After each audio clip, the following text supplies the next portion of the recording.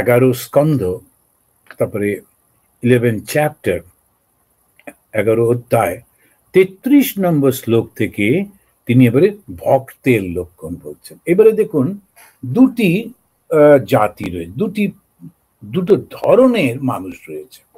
যারা ভগবানকে মানে না, তাদের সঙ্গে কোনো কথা হচ্ছে না, তারা থাকুক নিজের মতো। যেমন আমাদের পশু পাখি সরীসৃপ রয়েছে, ওদের নিয়ে তো কোনো কথা হচ্ছে না।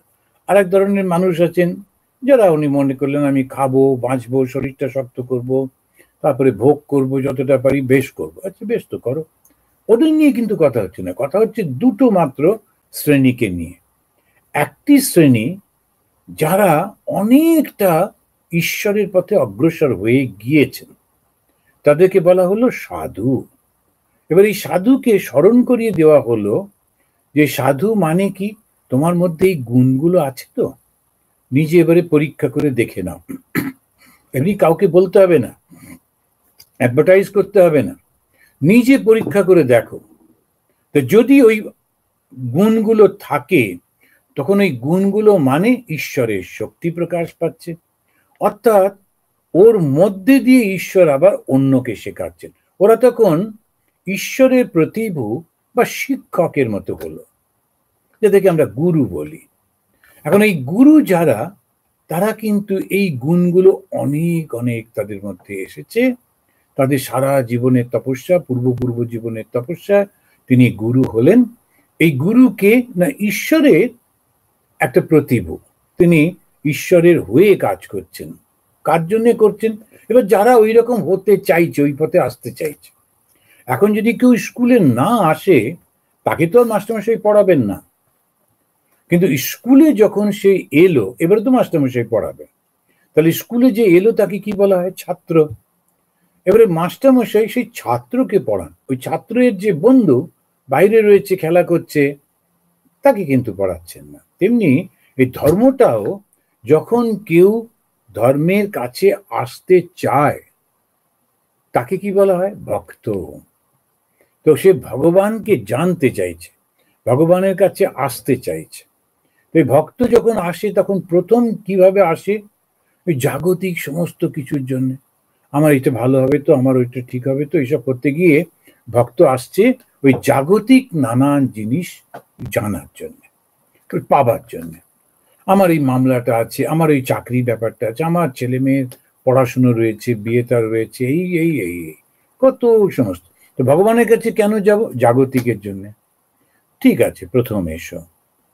তারপরে আস্তে আস্তে তার যখন মনে হচ্ছে যে না, আর একটা জায়গা আছে, যে আর একটা জীবন আছে, শুধু এই জীবনটা যে শেষ নয়, তখন সে এবারে জানবার চেষ্টা করছে। তখন সে ভক্ত হচ্ছে। প্রথমে ও এলো, ওই জন্য ভগবদ গীতাতে শ্রীকৃষ্ণ তিনি 4টে ভাবে ভাগ করলেন তো মানুষকে, যে কিন্তু এই যে প্রথমে সে আসছে নিজের জন্য ইত্যাদি, এবারে সে ভক্ত যখন হচ্ছে, ভগবানকে ভালোবাসতে শিখেছে, তাকে তাকে পেতে ইচ্ছা করছে। এবার আমি ভগবানের জন্য রান্না করে আনবো, ভগবানকে খাওয়াবো, ভগবানের যে মন্দির, সেইখানে এসে একটু আমি পরিষ্কার টরিষ্কার করে দেব। খুব অদ্ভুত ব্যাপার। ভক্তদের জন্যে এইখানেতে খুব সুন্দর করে ভগবান সবকিছু গুছিয়ে গুছিয়ে বলে দিচ্ছেন, সেই ভক্তটির কি করা উচিত। তা ভক্ত লক্ষণ বলতে গিয়ে 33 নম্বর শ্লোকে বলছেন, জ্ঞাত্বা জ্ঞাত্বা অথ ये বই মাম यावान यश्चास्मि यदृशः भजन्ति अनन्य भावेन ते मे भक्ततमा मताः। জ্ঞাত্বা জ্ঞাত্বা, জেনে জেনে। দুবার রিপিট করলেন।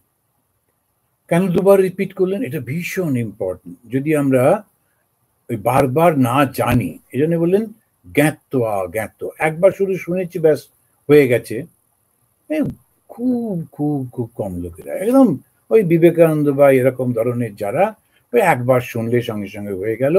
কিন্তু সেটা একটা, আমাদের হচ্ছে বারবার শুনতে হয়। যত উপনিষদ আছে, ধরুন বিখ্যাত উপনিষদ বলতে 11টা, শঙ্করাচার্য তার উপরে আবার ভাষ্য টাষ্য লিখেছেন, তাই বেদান্তবাদীরা ওই 11টা উপনিষদকে মানে।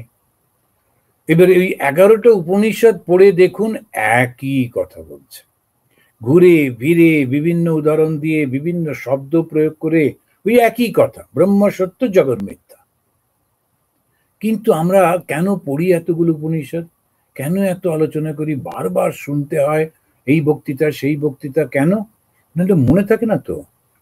ওই জন্যে বারংবার এই একই কথা রিপিট করে চলেছে। তো ভগবান শ্রীরামকৃষ্ণ তিনি যখন অন্যদের লোকেদের কাছে যেতেন, একই কথা বলতেন। তখন আর ওর সঙ্গে সঙ্গে যে যায় ওনার সেই ভাগ্নে হৃদয়, ও তো বারবার ওই কথাগুলো শোনে। তো বলছে, মামা তুমি একই কথা তুমি বারবার বলো কেন? বেশ করবো, তোর কি। এখন কেন বারবার বলেন? লোকে কিন্তু মনে থাকে না, যে ভালো হতে চায় সে আসছে, কিন্তু না ওর মনে থাকে না। যার জন্য যেমন শিক্ষক বা বাবা মা তারা ওই ছাত্রকে তারা বারবার বলেন, তুমি এটা মুখস্থ করো, তো নামটার মতো করে মুখস্থ করো, এটা বারবার লেখো, এই শব্দগুলো তুমি 100 বার করে লেখো, হাতের লেখা ভালো হবে আর শব্দগুলো পুরোটা মনের মধ্যে চলে যাবে। ইতিহাসের পরীক্ষা দিতে হবে, এইসব লেখো, তো সাল তারিখ নাম টাম দিয়ে ওগুলো বারবার বারবার লেখো। 2বার 5বার লিখতে লিখতে মাথার মধ্যে ঢুকে যায়, তখন আর কোনো অসুবিধা হয় না, ঠিক মনে পড়ে যায়। এরকম ভাবে সব অঙ্ক করছে, বিজ্ঞান করছে, রিপিটেশনের খুব প্রয়োজন। ধর্মও তাই, একটু যদি রিপিটেশন না থাকে, যদি ঠিক মতো আমরা ওটাকে বারবার বারবার না শুনি, তখন বুঝতে ভুল হয়ে যায়, ঠিক মনে থাকে না। আবার ওই একবার শুনলাম একরকম ভাবে বুঝে এটা ভুল করে ফেললাম, ও ঠাকুর তো এরকম বলেছেন তার মানে এইরকম, কিন্তু তা তো না। ঠাকুর কাকে বলছেন, কোন পরিপ্রেক্ষিতে বলছেন, কখন বলছেন, কেন বলছেন, এইগুলো যখন আবার আবার সাধুরা ব্যাখ্যা করছেন, তখন সেইগুলো শুনে তো না, তাই তো এটা তো এই জন্য এটা এইরকম। তো এরকম ভাবে ভাবে বারবার শুনতে হয়। তো জ্ঞাত্বা জ্ঞাত্বা অথ এবৈ মাম ইয়াবান যশ্চাস্মি ইয়াদৃশঃ, আমি যেমন সেই রকম ভাবে যখন সে বোঝে। ঠাকুর বলছেন ভগবান তিনি রূপেও আছেন অরূপেও আছেন, ঈশ্বরের রূপও আছে অরূপও, তিনি ইচ্ছা করলে তার কোনো রূপ নেই। তিনি তো সর্বশক্তিমান, ইচ্ছা মাত্র জগৎ সৃষ্টি করছেন, তা তিনি একটা রূপ নিতে পারেন না? তার মানে তিনি তো সর্বশক্তিমান নন। ওইখানে তো ভুল হয়ে যাচ্ছে। যারা বলছেন ঈশ্বরের রূপ থাকতেই পারে না, তারা তো ঈশ্বরের বাড়া, ঈশ্বরের এই শক্তিই নেই, তিনি কখনোই মূর্তি নিতে পারেন না। আর তুমি কে বলবা? ঈশ্বর তোমার সঙ্গে যুক্তি করেছেন? তো তুমি জানো ঈশ্বরের কত ক্ষমতা। যিনি এই বিশ্ব ব্রহ্মাণ্ড সৃষ্টি করেছেন, তিনি ইচ্ছে করলে একটা মূর্তি ধারণ করতে পারেন না? যে কোনো মূর্তি ধারণ করতে পারেন, যে কোনো জায়গায় তিনি প্রকটিত হতে পারেন। তা যদি না হয়, তা যদি তুমি বিশ্বাস না করো, যদি মনে করো যে শুধু এইটুকুর মধ্যেই উনি থাকবেন, উনি নিরামিষ খাবেন, ওনার কোনো মূর্তি থাকবে না, ওনার এই হবে সেই হবে, এ তো তোমার ব্যাখ্যা, ভগবানের নয় তো। ওই জন্য ভগবান শ্রীরামকৃষ্ণ তিনি বললেন তিনি সাকার আবার নিরাকার। তারপরে উদাহরণ দিচ্ছেন, ওই সাধুর গুণ কি, ধর্মটাকে খুব সুন্দর করে বোঝাতে পারে। এবার ভগবান শ্রীরামকৃষ্ণের জীবনে দেখুন, একেবারে ঠিক ঠিক সাধু কিরকম, এত বড় তর্ক, এত হাজার বছর ধরে সব বড় বড় তাত্ত্বিকরা তর্ক করে চলেছেন, বিচার বিবেচনা হচ্ছে ঈশ্বর সাকার না নিরাকার। ঠাকুর বললেন ওই যে জল দেখছো, জলটার তো কোনো আকার নেই, জলটা হচ্ছে নিরাকার, নিরাকারের প্রতীক। আবার যখন ভক্তিহীন, যখন খুব ঠান্ডা বাতাসটা ওই জলের উপর দিয়ে চলে, এই প্রভু দেখা দাও দেখা দাও, যে ভক্তি মানে হচ্ছে তো ঠান্ডা, তখন ওই জলটাই বরফ হয়ে যায়, তখন তার আকার হয়। আবার যখন জ্ঞান সূর্য জেগে উঠলো, যেই মুহূর্তে তুমি আকার ধারণ করছো, তখন তুমি সর্বব্যাপিত্ব না থাকতে পারছো না, সুতরাং আবার তখন সূর্যের মতো ওই যেই জ্ঞানটা এলো, তাপ এলো, তখন ওই বরফটা গলে আবার জল হয়ে গেল। তার মানে ওই জলটা কখনো ভক্তি হিমে বরফ হচ্ছে, আবার জ্ঞানের উত্তাপে জল হয়ে যাচ্ছে। তা তিনি সাকারও হতে পারেন, তিনি নিরাকারও হতে পারেন। দেখুন, এত বছরের তর্ক ভগবান শ্রীরামকৃষ্ণ একভাবে মিটিয়ে দিলেন। তো এইটাই তিনি বলতে গিয়ে বলছেন, বারবার শুনতে হয় শ্রীরামকৃষ্ণের কথাটা এই যুগের জন্য এত প্রযোজ্য। এখন কিন্তু মানুষকে যদি বলা হয় ভগবান ঈশ্বর সব আকাশে থাকেন, হিন্দিতে বলে উপর আলা, তো সেই উপর আলা বেশ, তো এখন উপরে কোথায় থাকেন? হিমালয়। হিমালয় এখন একদম প্রত্যেকটি ইঞ্চি ইঞ্চি সমস্ত দেখতে পাওয়া যায়। স্যাটেলাইট রয়েছে, স্যাটেলাইট দিয়ে সমস্ত হিমালয় দেখতে পাচ্ছে। কোথায় আছেন আমাদের ওরা ভগবান? তারা কোথায় বসে আছেন? দেখতে পাচ্ছে না। আকাশের কোথায় আছেন? খুঁজে পাচ্ছে না। তাহলে ভগবান কোথায় থাকেন? এইটাই লোকেদের অবিশ্বাস হয়ে যাচ্ছে। শ্রীরামকৃষ্ণ তখন বলছেন, তিনি তোমার হৃদয়ের মধ্যে রয়েছেন। কিভাবে রয়েছেন? ভালোবাসার রূপে রয়েছেন। তিনি তোমার মধ্যে নিঃস্বার্থপরতা রূপে রয়েছেন। স্বামী বিবেকানন্দ বললেন, আনসেলফিশনেস ইজ গড। এই যে নিঃস্বার্থপর, তুমি অন্যের জন্য সেবা করছো, অন্যকে দিতে ভালোবাসছো, তোমার কঠিন পরিশ্রম করে যে অর্থ, যে সম্পদ, সেটা তুমি অন্যকে দান করতে পারছো হাসি মুখে ভালোবেসে, ওটাই তো ঈশ্বর। ওই গুণটাই তো ঈশ্বর। এবারে ঈশ্বরকে যদি তুমি কৃষ্ণ রূপে দেখতে চাও, দেখতে পাবে। দুর্গা রূপে দেখতে চাও, সেটাও দেখতে পাবে।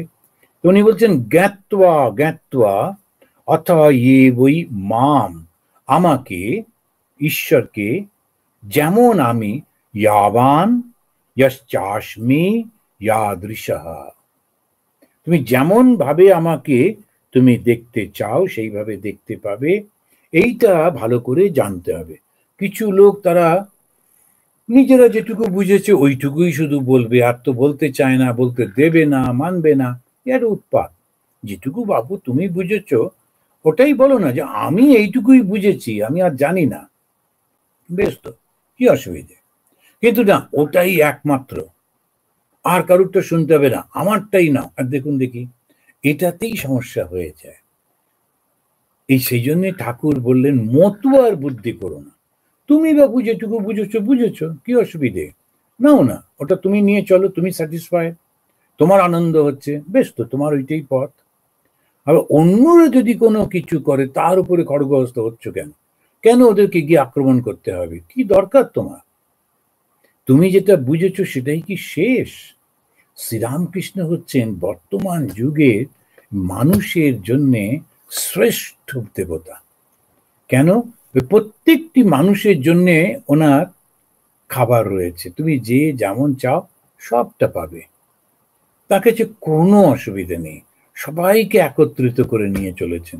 শুধু বলছেন, একটু ভালো মানুষ হও, তোমার হৃদয়টা ভালোবাসায় পূর্ণ হোক, নিঃস্বার্থপর হও, অন্যের দুঃখে চোখে জল যেন আসে, অন্যকে ভালোবাসতে শেখো। কেন?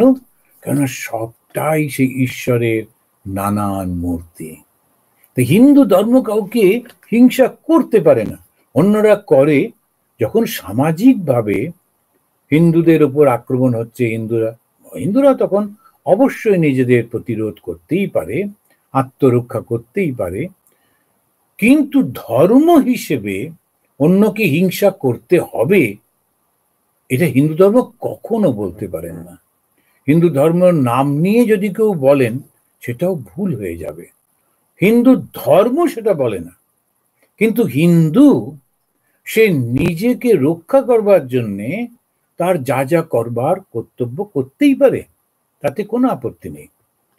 হিন্দু, সে যখন দেখছে একটা বাঘ তাকে আক্রমণ করছে, ও তো নিজেকে বাঁচাবার চেষ্টা করবেই। তেমনি ভাবে কোনো একটা শত্রু যদি আক্রমণ করছে, তো নিজে বাঁচাবার অধিকার তার তো রয়েছে। এখন সেইটাই ধর্ম, ওই শক্তির মেরে ফেলো সবাইকে, ওটা কিন্তু ধর্ম না। আমরা এই ভাগবতের মধ্যে অসাধারণ যে আলোচনাটা রয়েছে, যে উদ্ধব এবং শ্রীকৃষ্ণ, শ্রীকৃষ্ণ সেই ভগবান, উদ্ধব তিনি শ্রীকৃষ্ণের বন্ধু, খুব কাছের লোক, খুব প্রিয়, তাকে ভগবান বলে চলেছেন। মা সারদা দেবী বলছেন, তুমি কি করে বুঝবে? ওই বারবার নানান রকম প্রসঙ্গ শুনতে হয়, আর যাদের জীবনটা খুব ভালো তাদের কথাগুলো শুনতে হয়। হাজার লোকের কথা শুনে কোনো লাভ নেই, সবাই কিছু না কিছু বলে চলেছে, বলতে তো ভালো লাগে। আর আজকাল তো খুব সুবিধে, এরকম ভাবে একটা ক্যামেরা নিয়ে বললেই হলো। তো ওইটা নয়, দেখতে হয় মানুষটার জীবনটা কিরকম। এই যে ঠাকুর বললেন সাধু সঙ্গ, সাধু সঙ্গ মানে সেই মানুষটার মধ্যে এই গুণগুলো কি আছে, ও কি এইগুলো পালন করে নিজের জীবনে, ওইটা তার মধ্যে। এইবারে তার কথা শুনবো। তা এবারে তার কথাগুলোর মধ্যে যদি উদারতা না থাকে, যদি একদেশদর্শিতা থাকে, সময় নষ্ট করার কোনো মানে হয় না, ওই মনটা তখন ওই খারাপ হয়ে যায়। সেই জন্য উনি বললেন, জ্ঞাত্বা জ্ঞাত্বা অথ বই মাম ইয়াবান যশ্চাস্মি তৎ ইয়াদৃশঃ ভজন্তি অনন্য ভাবেনা। এবারে বললেন, জেনে আমাকে মনে হচ্ছে আমার এই মূর্তিতে ভাল লাগে, আমার নিরাকারে ভাল লাগে, মূর্তির মধ্যে আবার একটা বিশেষ তারতম্য আছে, এই হবে সেই হবে, ছোট গোপাল কিংবা বাঁশি নিয়ে কৃষ্ণ কিংবা কুরুক্ষেত্রের কৃষ্ণ, এরকম সব কৃষ্ণ আমার ভালো লাগে, বেশ তো, সেটা কোনো অসুবিধা নেই। এখন বৃন্দাবনের কৃষ্ণ কিংবা কুরুক্ষেত্রের কৃষ্ণের মধ্যে পার্থক্য রয়েছে, আমি বৃন্দাবনের কৃষ্ণকে ভালোবাসি। তার মানে যারা কুরুক্ষেত্রের কৃষ্ণকে ভালোবাসে তারা বাজে, বা কৃষ্ণের রূপ যারা চিন্তা করে তারা বাজে। কিছু কিছু আছে ওরাও বৈষ্ণব, কিন্তু ওরা শুধু ভাগবত গ্রন্থটা পুজো করে, মূর্তি পুজো করলেই একদম ভুরু কুঁচকে গেল। তো এইসব নানান মুশকিল। সেজন্য উনি বললেন, ভালো করে জেনে নিয়ে এইবারে পরিপূর্ণভাবে বোঝা আমি সব রূপের মধ্যে আছি। ये यथा माम प्रपद्यन्ते तांस्तथैव भजाम्यहम् मम वर्तमानुवर्तन्ते মনুষ্যা পার্থ সর্বশঃ। যে যেখানে যেমন করে পুজো করছে আমার কাছেই আসছে। এক এবং অদ্বিতীয় সেই ভগবান, তিনি সব রয়েছেন, যে যেখানে যেমন ভাবে চাইছে ওইখানেই তার যাচ্ছে। এবারে আমার ভগবান মদগুরু জগৎগুরু।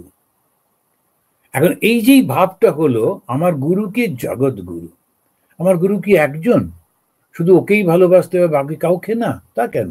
আমি এনাকেই ভালোবাসি এই রূপে, কিন্তু আসলে আমার গুরু মানে হচ্ছে জ্ঞান। গুরু মানে যিনি আমাকে মুক্তি দিতে পারবেন অন্ধকার থেকে, অজ্ঞান থেকে। তা গুরু হচ্ছেন জ্ঞান। জ্ঞান তো সর্বব্যাপী, আর সেই জ্ঞান কি? ঈশ্বর সর্বত্র রয়েছেন। এইটা যেই তার মনে হলো, তখন সে অনন্য ভক্তি অনন্য ভাবে না তে মে ভক্ততমা মতহা, তখন সে অনন্য মানে আর কোনো চিন্তা করবে না, ডিসিশন হয়ে গেছে আমি এইভাবেই করব, আমার রেজলিউশন নেওয়া হয়ে গেছে আমি এইভাবেই করব। অনন্য ভাব, আজকে একটু দুর্গা, কালকে একটু কালী, পরশু একটু গণেশ, এরকম না, আমি এইটাকেই মেনে চলবো, বাকি সবাইকে শ্রদ্ধা করব, মানব। আর ওই একভাবে সমস্ত জগতে যা কিছু দেখছি আমারই প্রভু সৃষ্টি, আমি কেমন করে নিন্দা করব? তবে বাবু এত নিয়ে আমি ভাবতে পারি না, আমি একটাকে নিয়েই চলবো, মেরে তো গিরিধারী লাল দুসরা না করি। তোমরা নিয়ে থাকো না, তোমাদের যাকে যা ভালো লাগে তো সেসব করো, আমার শুধু ওই গিরিধারী লালটুকু ভালো লাগে। মিরাজি বলছেন, তো সেইভাবে চলতে হয়। আজকে তো মোটামুটি ভাবে এটা সময়টা শেষ হয়ে গেল। আমরা আবার পরের মাসে ভক্তদের কি কি কাজ, একজন যখন ভক্ত হয়, যে ঈশ্বর লাভ করার চেষ্টা করে, সে যে সাধুর কাছে যাবে, সেই সাধুটি সম্পর্কে মোটামুটি তার একটা ধারণা হলো, আমি যার কাছে যাচ্ছি, হ্যাঁ দেখতে শুনতে সুন্দর, বেশ বড় বড় দাড়ি, সুন্দর চুল, কপালে তিলক তিলক কাটা, বেশ একটা ভালো লাগছে, কিন্তু শুধু কি প্রদর্শনী, তার কি গুণগুলো আছে, ওইটা সে জেনে গেল। আর সাধুও যিনি নিজেকে তৈরি করবার চেষ্টা করছেন, উনিও জানলেন আমার এইগুলো করতে হয়। এবারে ভক্ত যে শুরু করছে যাত্রা, তখন সে কি কি করবে, কেমন করলে ভগবান তার উপরে প্রীত হবে। আমরা এটা সামনের মাসে আলোচনা করব। আজকে এই পর্যন্ত। শান্তি শান্তি শান্তি।